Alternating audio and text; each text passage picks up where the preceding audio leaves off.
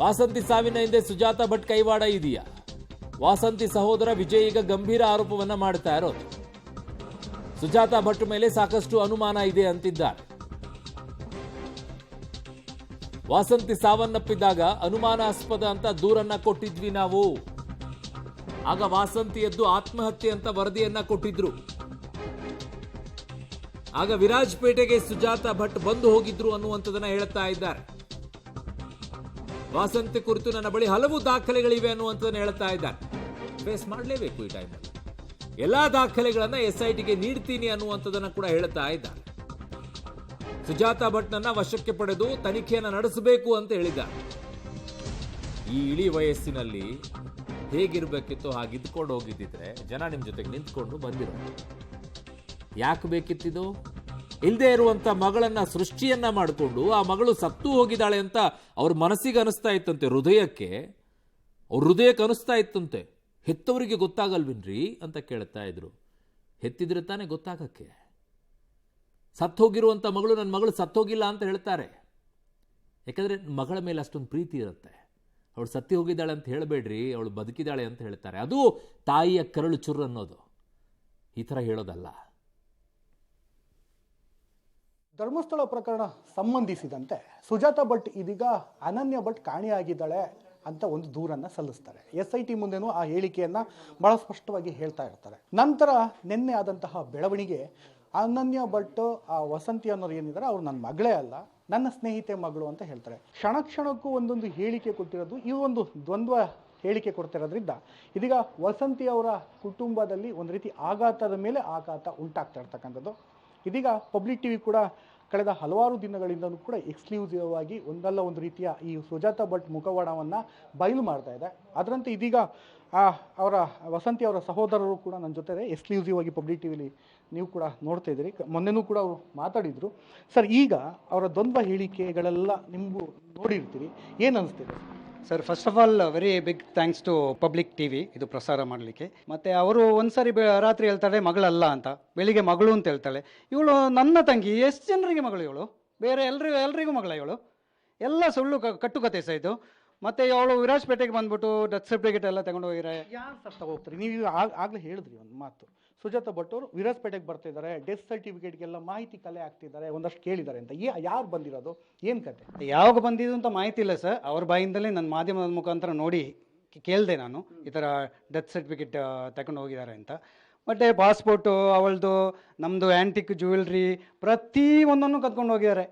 Plus albums, ಬಟ್ಟೆಗಳು, ನಮಗೆ ಏನೂ ಸಿಗಲಿಲ್ಲ. ಅರೌಂಡ್ 15-20 ಲ್ಯಾಕ್ಸ್ ಎಲ್ಲ ಕದ್ಕೊಂಡು ಹೋಗಿದ್ದಾರೆ ಮನೆಯಿಂದ. ಸುಜಾತಾ ಭಟ್ ಅವರೇ ಇರ್ಬೋದು ಅಂತ ನನ್ನ ಅನುಮಾನ. ಯಾಕೆಂದರೆ 2004ಇಂದನೇ ಇವರು ಪರಿಚಯ ಇದ್ದಾರೆ. ಯಾರು? ಇವ್ರ ಫ್ಯಾಮಿಲಿಗೆ, ರಂಗ್ ಪ್ರಸಾದಿಗೆ 2004ಇಂದ ಪರಿಚಯ ಇದೆ. ಶ್ರೀವತ್ಸ ಅವರಿಗೆ ಅದು ಡೇಟ್ ಗೊತ್ತಿಲ್ಲ ಸರ್, ನಮ್ಗೆ ಕರೆಕ್ಟಾಗಿ ಗೊತ್ತಿಲ್ಲ. ಅದು ಲವ್ ಮ್ಯಾರೇಜ್ ಅಲ್ಲ, ಕರೆಕ್ಟ್ ಡೇಟ್ ಗೊತ್ತಿಲ್ಲ. 2007 ಇವರು ಡೆತ್ ಆಗಿದ್ದು. ಯಾವುದು? ವಸಂತಿದು. ಅದಕ್ಕೆ ನನಗೆ 100% ಇವ್ರ ಬಗ್ಗೆ ತನಿಖೆ ಆಗಬೇಕು, ಇದ್ರ ಬಗ್ಗೆ ಸರ್ಕಾರ ಕ್ರಮ ತಗೊಳ್ಬೇಕು ಅಂತ ನನ್ನ ಒಂದು ಕೋರಿಕೆ.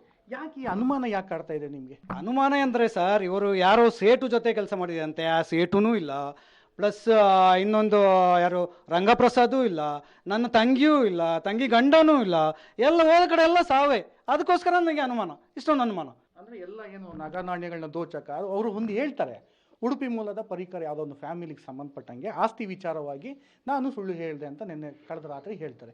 ಏನದು? ಅದೇನಾದ್ರು ಗೊತ್ತಿದೆಯಾ ನಿಮಗೆ? ಅದ್ರ ಬಗ್ಗೆ ಏನು ಮಾಹಿತಿ ಇಲ್ಲ ಸರ್. ಬೆಳಿಗ್ಗೆ ಒಂದು ಮಾತು ಹೇಳ್ತಾಳೆ, ರಾತ್ರಿಯಿಂದ ಆ ಲೇಡಿಯನ್ನು ನೋಡಿದರೆ ಅಸಹ್ಯ ಅನ್ಸೋದು. ನಾವು ಸ್ವಲ್ಪ ಒಳ್ಳೆ ಫ್ಯಾಮಿಲಿಯಿಂದ ಬಂದವರು, ಲೇಡಿಯನ್ನು ನೋಡಿದರೆ ಅಸಹ್ಯ ಅನ್ಸೋದು ನಮಗೆ. ಆ TVಯಲ್ಲಿ ಮಾಧ್ಯಮದಲ್ಲಿ ನೋಡುವಾಗ ನಮ್ಮ ಇದಕ್ಕೆ ಹೋಗಿ ಕನೆಕ್ಟ್ ಆಗಿದೆಲ್ಲ ಅಂತ. ಬಟ್ ಅವರ ಆಸ್ತಿ ವಿಚಾರ ಏನಿರಲಿ ಸರ್, ವಸಂತಿ ಕೊಡಗಿನ ಮೂಲದವರು, ಅದು ಅನುಮಾನಾಸ್ಪದವಾಗಿ ಡೆತ್ ಆಗ್ತಾರೆ, ಅದು CBI ತನಿಖೆ ಕೂಡ ಆಗುತ್ತೆ ಅಂತ ನೀವು ಹೇಳ್ತೀರಿ.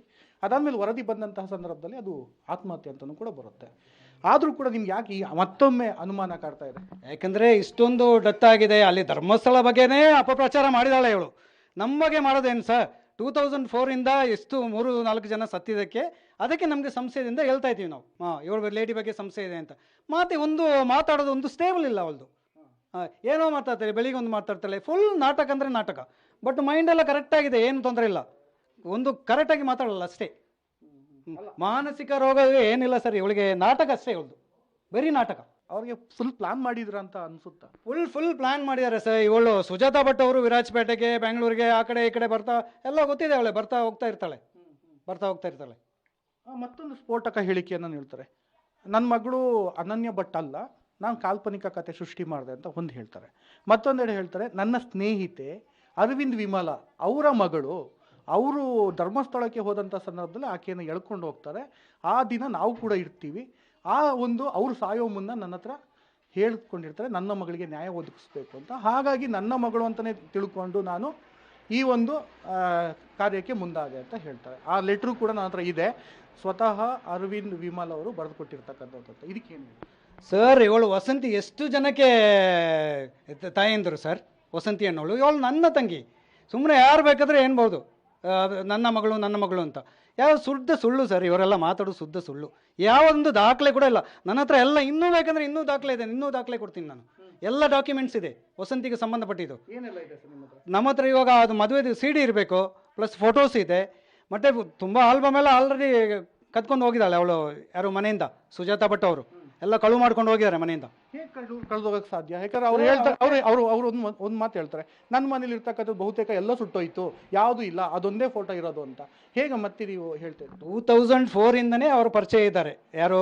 ಇವರು ರಂಗಪ್ರಸಾದ್ ಫ್ಯಾಮಿಲಿಗೆ. ಇವರು ಬರ್ತಾ ಹೋಗ್ತಾ ಇದ್ದು ಕಳ್ಳತನ ಮಾಡಿರಬೇಕು. ನನಗೆ ಒಂದು ಸಂಶಯ, ಡೌಟ್. ನಮಗೂ ಒಂದು ಅನುಮಾನ ಕಾಡುತ್ತೆ. 2004ರಲ್ಲಿ ಸುಜಾತಾ ಭಟ್ ಮತ್ತು ರಂಗಪ್ರಸಾದ್ ಅವರು ಕಾಂಟ್ಯಾಕ್ಟ್ ಅಲ್ಲಿ ಇದ್ರು, ಹೋಗ್ತಾ ಇದ್ರು, ಬರ್ತಾ ಇದ್ರು.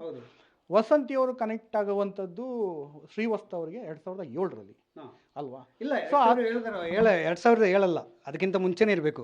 ಇಮಿಡಿಯೇಟ್ ಕಾಂಟ್ಯಾಕ್ಟ್ ಆಗಿ ಅವಲೇ ಮದುವೆ ಆಗಿಲ್ಲ, 1-2 ವರ್ಷ ಆಗಿರಬೇಕು. ನಮಗೆ ಆಮೇಲೆ ಮಾಹಿತಿ, ಲವ್ ಮ್ಯಾರೇಜ್ ಅಲ್ವಾ, ನಮಗೆ ಮಾಹಿತಿ ಆಮೇಲೆ ಬಂದಿರಬೇಕು ಸರ್. ಅದು ನಮಗೆ ಅದು ಕರೆಕ್ಟ್ ಡೇಟ್ ಎಲ್ಲಿಗಾಗಲ್ಲ ನಮಗೆ ಸರ್. ಕಡೆದಾಗಿ ಹೇಳೋದು ಅವ್ರನ್ನು.